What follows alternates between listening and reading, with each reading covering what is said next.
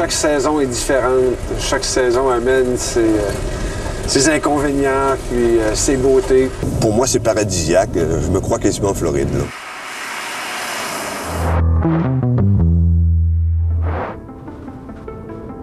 À l'extrême est du Canada, Gaspé. C'est parce qu'un certain Jacques Cartier a débarqué ici il y a plus de 450 ans qu'aujourd'hui, une partie de l'Amérique du Nord parle français. Les aventures de Jacques Cartier, Mario les connaît par cœur. Depuis 32 ans, il enseigne l'histoire aux lycéens de la ville. Comme il fait froid, alors je mets un casque que mon épouse a fait. Beau casque de poil, fait avec du renard, et c'est chaud. On peut tenir longtemps habillé comme je suis là, à l'extérieur. Ça fait moins 40. On peut aller à moins 40 degrés avec ce manteau-là, habillé tel que je suis là. Retournez ici, sois prudent. Oui, on va revenir. Viens. Non. Bonne journée. Salut.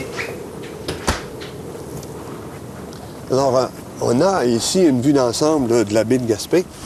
La baie de Gaspé, c'est fait un peu comme une oreille, une tête de lapin. On a l'entrée là-bas qui rentre derrière la montagne. Et Jacques Cartier, quand il est arrivé en 1534, c'est ce qu'il a rencontré comme paysage. Il faisait mauvais, cependant, quand il est venu en 1534 ici à Gaspé. Il est d'ailleurs venu parce qu'il faisait mauvais dans la baie de Gaspé. Et cette croix-ci vient d'un village tout près de Québec qui s'appelle Rivière-à-Pierre. Elle rappelle que Jacques Cartier a pris possession du Canada ici à Gaspé le 24 juillet 1534.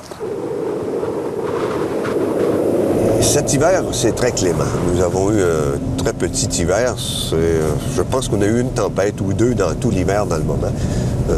Pour moi, c'est paradisiaque. Je me crois quasiment en Floride, là. Allez, mec, OK. À Gaspé, Cartier est incontournable. Il a sa rue, sa place, sa statue, son centre commercial, son musée et bien sûr une place de choix dans les programmes scolaires. Je vais vous poser une petite question ou quelques petites questions à partir de cette galerie de portraits. Ça, c'est un montage que je fais l'été quand je fais des conférences avec les touristes. Bon, vous connaissez tous Jacques Cartier. Mais moi, je vais vous demander qui est Jacques Cartier dans les portraits qui sont là. Mais fatiguez-vous pas, il n'y en a aucun.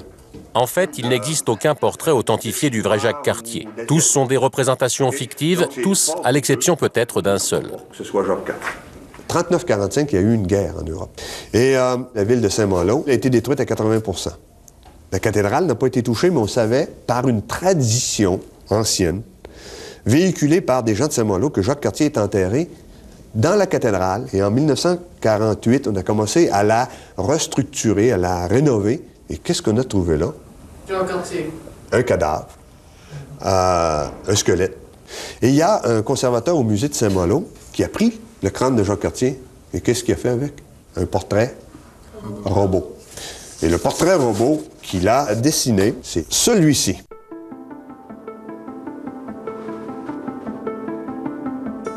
Le Saint-Laurent. Par-delà les flots de ce fleuve de 800 lieues, comme il le décrit, Cartier est persuadé de trouver un nouveau passage vers l'Asie. C'est la promesse qu'il a faite au roi François Ier. C'est l'obsession qui guide chacun de ses 3 voyages. Gelé 6 mois par an, le Saint-Laurent doit pourtant rester navigable coûte que coûte. Alors le Camille Marcoux, cet imposant traversier, comme on l'appelle ici, assure plusieurs fois par semaine, été comme hiver, le transport des habitants, des marchandises et des véhicules d'une rive à l'autre du fleuve. Tu es prêt partout, Carl? Oui, Aux commandes aujourd'hui, le capitaine Pierre Lafrance. Tout à droite. Tout à droite.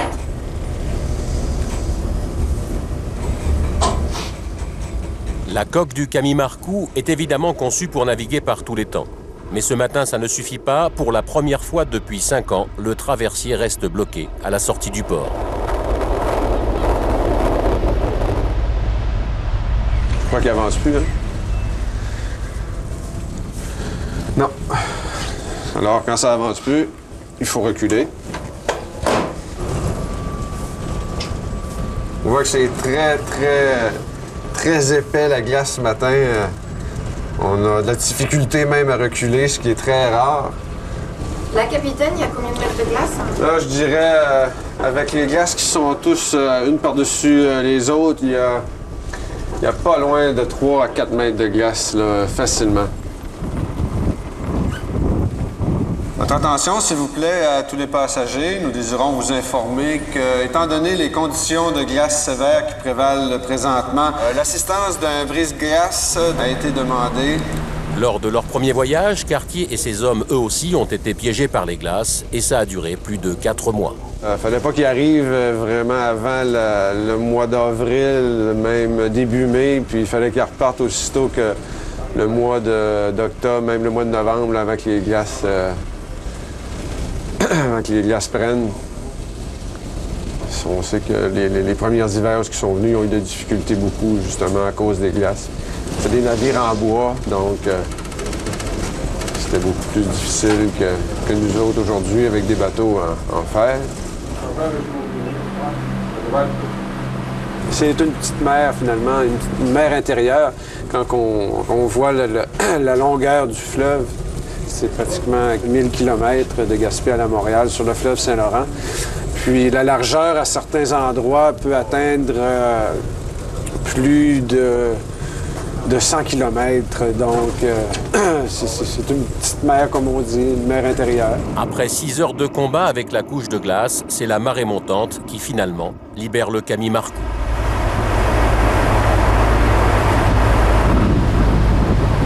Chaque saison est différente. Chaque saison amène ses inconvénients, puis ses beautés.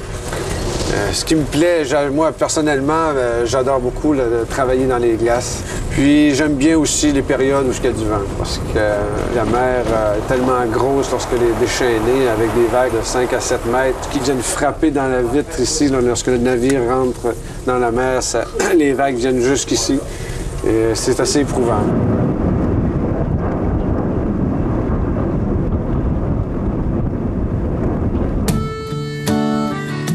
De l'autre côté de la rive, Tadoussac, un petit coin de paradis coincé entre la berge du Saint-Laurent et les montagnes. C'est ici, à l'époque des trappeurs, qu'un Français a construit la première habitation de tout le Canada.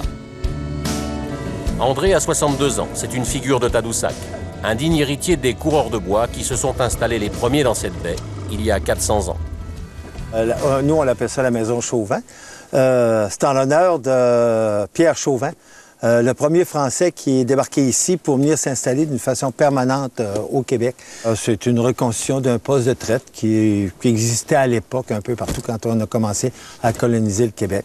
Auparavant, Cartier, il avait noté que les Amérindiens se rencontraient, venaient faire des échanges de peaux, de bons procédés entre tribus. Et après, ça s'est parlé en France et après ça, on est revenu. Et Chauvin, avec une bande de copains, sont venus essayer de s'implanter d'une façon permanente. C'est à 2 pas de cette maison historique qu'il y a 30 ans, André, avec sa propre bande de copains, a ouvert une auberge de jeunesse. Comme à l'époque des trappeurs, tout le monde y vit en communauté. L'été, les touristes viennent observer les baleines. L'hiver, on leur propose de longues balades en traîneau à chien. Salut, bébé. C'est Luki, une Suissesse installée à Tadoussac depuis 15 ans, qui s'occupe de l'élevage des huskies. Sugar. Tous les matins, avant la promenade des chiens, petit déjeuner copieux pour affronter le froid. Non, ma bonne app. C'est toujours pas trop cuit, ça? Oui, c'est celui que j'ai encore une fois, celui que j'ai oublié dans le four. Désolée. On a l'impression d'être toujours les bienvenus. Grosse différence d'avec l'Europe où quand on est étranger, on a plutôt l'impression qu'on dérange. Ici, non. Quand on est étranger, on est bienvenu parce que c'est comme s'ils avaient une curiosité d'apprendre ce qu'eux ne savent pas ou n'ont pas su de la même façon. C'est à cause des rigueurs du climat, de ce qu'ils ont vécu anciennement, qui les a rendus si accueillants, si peut-être portés à aller aider l'autre.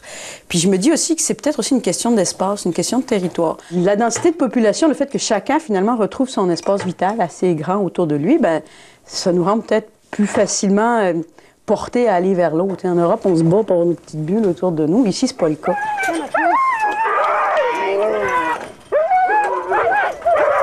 Au chenil, les chiens sont nerveux. Sur les 20 huskies de l'élevage, seuls 13 vont sortir en balade ce matin. Pour répondre à leurs besoins physiques, Lucky doit leur faire parcourir en moyenne 40 km par jour.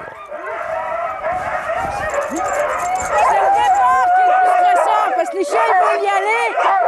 Fait que c'est là qu'ils risquent d'avoir des chicanes parce qu'ils sont très stressés. C'est ça qui est le plus dur. Allez!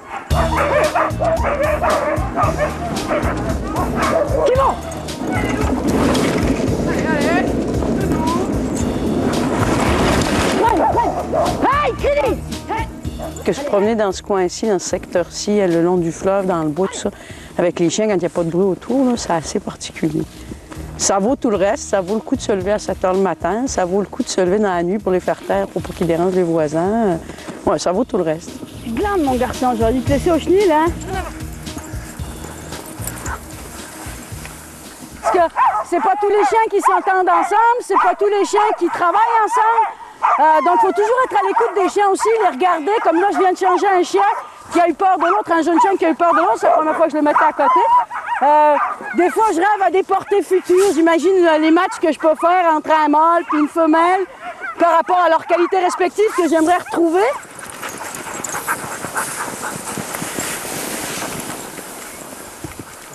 Par la suite vers l'Anse de Roche. Bon, ben, bon appétit. Oui, ben. Le soir, tout le monde se retrouve à l'auberge. Au menu aujourd'hui du phoque, une viande dont le commerce est pourtant officiellement interdit. On mange souvent du phoque à l'auberge régulièrement. Quand on a des gens un peu spéciaux autour de la table, et surtout les Européens, ben on les fait à goûter parce qu'il n'y a pas personne. Puis, actuellement, le phoque, la viande n'est pas commercialisée. Ouais. C'est interdit parce qu'il n'y a pas de loi qui régimente, il n'y a pas de normes, rien de ça. Alors, ça devient bien sûr illégal.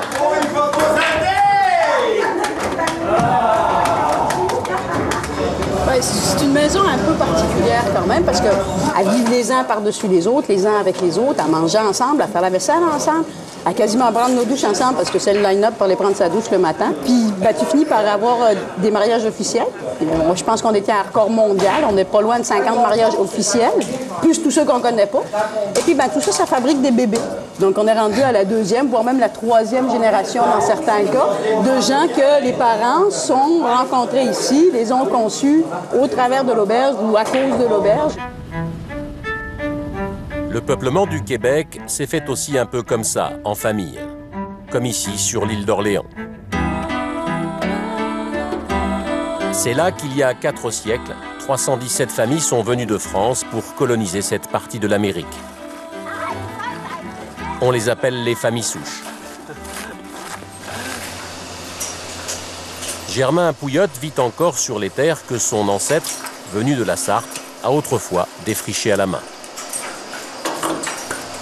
On sait que mon ancêtre, en 1681, avait seulement que 5 têtes de bétail et puis avait défriché 2 hectares. Ça fait que c'était le début, mais c'est les générations suivantes qui ont défriché. Toujours un petit peu, un petit peu, un petit peu. Maintenant, bon, les 2 tiers de la terre sont défrichés. Et vous espérez que votre fils va prendre la relève? Ah, j'espère bien. Bien sûr que j'ai 2 fils, ils feront ce qu'ils voudront. Souvent, il vient faire un tour à l'étable et puis il y a ces petits travaux qu'il peut faire. C'est certain. Puis ils aiment ça, puis ils sont près de la nature. Vas-tu jouer un petit peu dehors, toi, là? Oui. OK, tu vas jouer dehors? Parfait.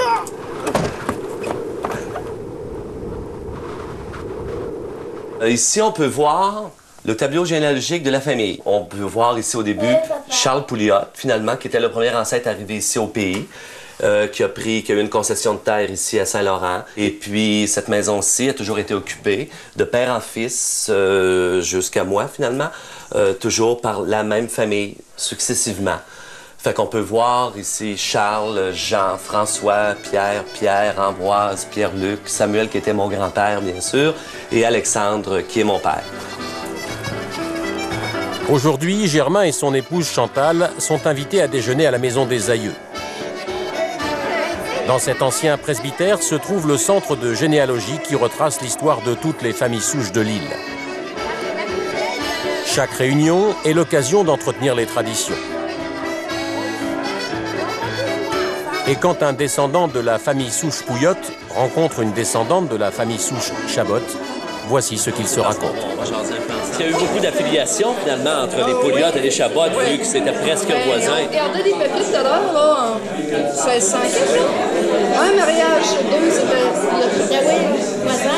C'est ça. Moi, je sais que mon deuxième ancêtre, qui s'appelait Jean Pouliot, a marié une Chabot. Ton ancêtre, c'était pas un Charles? C'était Charles Pouliot, c'est ça. Fait qu'on est pareil quand même. C'est certain qu'on a des affiliations. C'est ça. On a du sang commun, disons. Hein? Et c'est important de se marier entre descendants de familles souches? Non, pour nous, ça n'a aucune importance de se marier entre descendants de familles souches. Bon, ils le faisaient autrefois, bien sûr, c'était presque par dépit, parce qu'il y avait très peu de gens, puis, tu sais, je veux dire, je dis par dépit, mais... Par obligation. Par obligation, parce qu'il y avait très peu de gens, puis c'était toutes des familles souches, donc c'était pas... Chaque famille avait sa réputation, là. C'est ça, c'était une bonne réputation ou une mauvaise C'est ça, justement. Mais entre les Chabot et les Pouliot, sûrement que les réputations étaient excellentes. Parce qu'il y a eu beaucoup d'échanges. Familial. Mais c'est très important, oui. Et avec autant de consanguinité, il n'y a pas eu de problème? C'est sûr qu'on a... Moi, je sais pas. Non, mais regardez-nous, on n'est pas si mal après tout. On a de l'allure! On a de l'allure!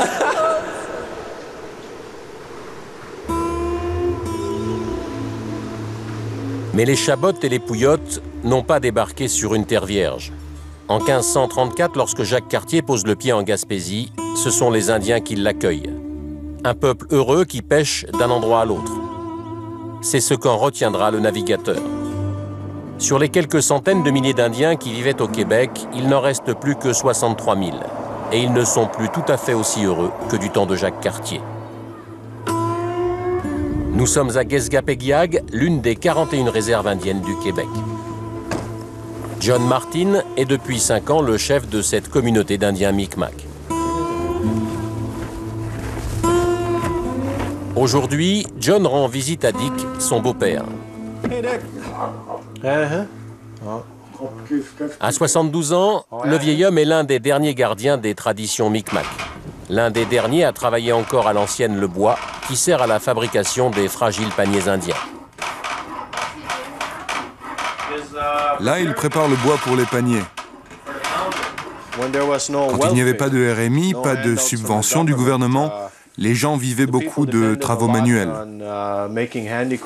Ils vivaient de chasse et de petits boulots comme cela. C'est comme ça qu'ils arrivaient à vivre, c'est comme ça qu'ils se débrouillaient. Regardez comme ça brille. C'est bon, non?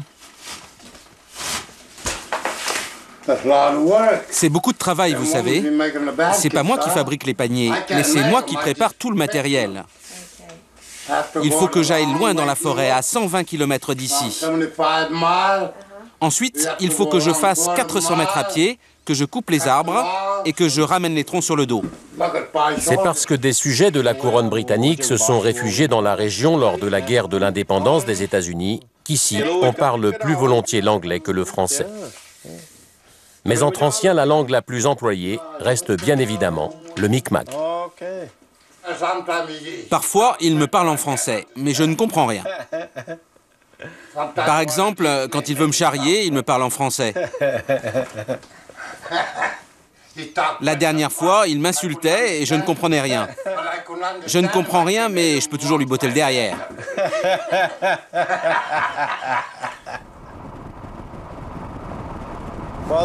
Aujourd'hui, notre territoire représente 210 hectares. C'est la taille d'une petite ferme.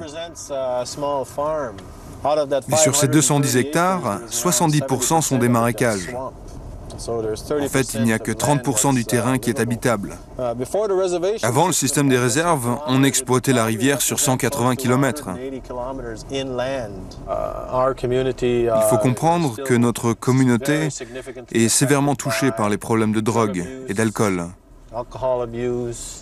Et plus récemment par les problèmes liés au jeu. C'est dû principalement au manque de travail. Pendant les mois d'hiver, comme en ce moment, 70% de la communauté est sans emploi. Vous voyez ce centre de désintoxication ici? Il s'occupe surtout d'adultes toxicomanes ou alcooliques. Il s'appelle le centre de désintoxication Mawohomi. Et on a aussi un autre centre là, derrière moi, qui accueille les enfants qui sniffent des produits chimiques. Ils sniffent de l'alcool, des solvants, enfin, ce type de choses, quoi.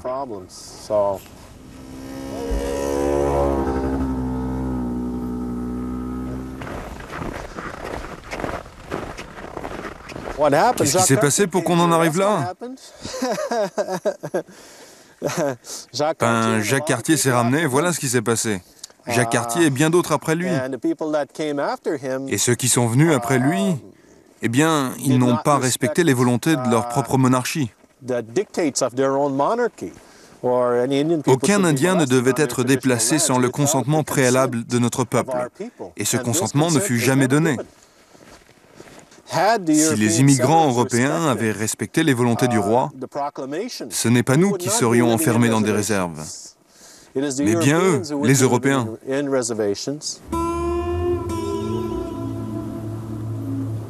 90% des Indiens Micmac ont été convertis au catholicisme. Ils n'ont pas vraiment eu le choix. Il y a 4 siècles, pour sauver les siens de l'extermination, leur chef a été contraint de signer un pacte avec le Vatican. Mais ils n'ont jamais vraiment oublié leurs traditions. Et aujourd'hui, ils ont même tendance à les revendiquer plus ouvertement. Il y a un retour aux pratiques religieuses ancestrales. C'est dû à quoi? Je pense que notre communauté est de mieux en mieux informée. Notre peuple connaît mieux son histoire, son passé. Parfois, ils ont le sentiment que l'Église catholique les a trahis. Ce sont les principales raisons du renouveau de ces croyances ancestrales. C'est une manière de renforcer notre propre identité. Et c'est dans l'unique école de la réserve que l'on conserve et que l'on renforce l'identité et les croyances ancestrales. Alors, bienvenue au cours de culture Micmac. Aujourd'hui, je vais vous parler de nos ancêtres et de la manière dont ils vivaient.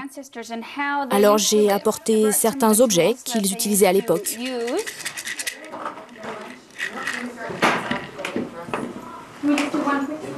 Votre corps est aussi important que votre esprit. Si vous n'êtes pas bon avec votre corps, eh bien, votre esprit va mal. Est-ce que quelqu'un sait ce que c'est l'esprit? Eh bien, c'est ce qui vous permet de faire la différence entre le bien et le mal. Par exemple, si vous volez quelque chose, votre esprit vous dira « ce n'est pas bien, tu ne dois pas prendre cela ». C'est ça le rôle de l'esprit.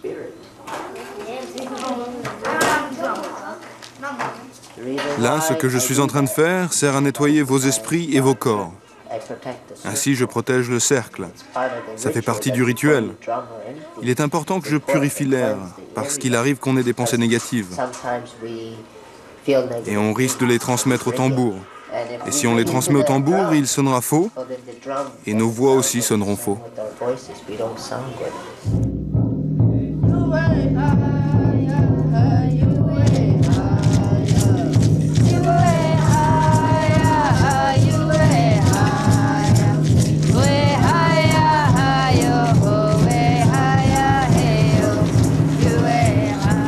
Stadacone. C'est ainsi que les Indiens appelaient autrefois cet endroit où la ville de Québec a été fondée en 1608. C'est ici que Jacques Cartier va connaître ses premiers déboires. C'est ici que va se jouer son destin d'explorateur. Jacques Lacourcière connaît Cartier sur le bout des doigts. Il est considéré comme l'un des meilleurs historiens du Québec. C'est à peu près dans ce coin-ci que Jacques Cartier a passé son premier hiver, l'hiver 1535-1536. C'est un hiver qui est extrêmement pénible. Cartier dit dans son brief récit du deuxième voyage qu'il a fait tellement froid qu'à l'intérieur du navire où les gens vivaient, il y avait 4 doigts d'épaisseur de glace. Et à ce moment-là, même le cidre avait gelé. De sorte que cet hiver-là a été très pénible. Il y a eu le scorbut, il y a eu tellement de morts qu'on a dû abandonner un des 3 navires parce qu'on n'avait plus d'hommes. Mais Cartier est prêt à tout supporter, persuadé qu'il est d'avoir tenu sa promesse au roi et découvert l'Eldorado. Jacques Cartier pensaient qu'il y avait ici, on verrait peut-être dans le rocher, des diamants. Parce que de fait, il y a énormément de petits morceaux de quartz. Et quand le soleil reluit, on a l'impression que ce sont des diamants. Il en a ramassé plusieurs barriques et apporté ça en France. Et c'est à ce moment-là que va naître le fameux dicton « Faux comme diamant de Canada ». Et Jacques Cartier, à ce moment-là, n'aura plus de mission officielle et il va se retirer à Saint-Malo. Jacques Cartier quitte le Saint-Laurent un matin de l'an 1542 sans avoir trouvé d'or ni de passage vers l'ouest. Mais il rentre riche d'une carte et d'un récit qui vont permettre à François Ier d'affirmer son autorité sur cette province du Nouveau Monde et d'en faire la plus fidèle cousine de la France.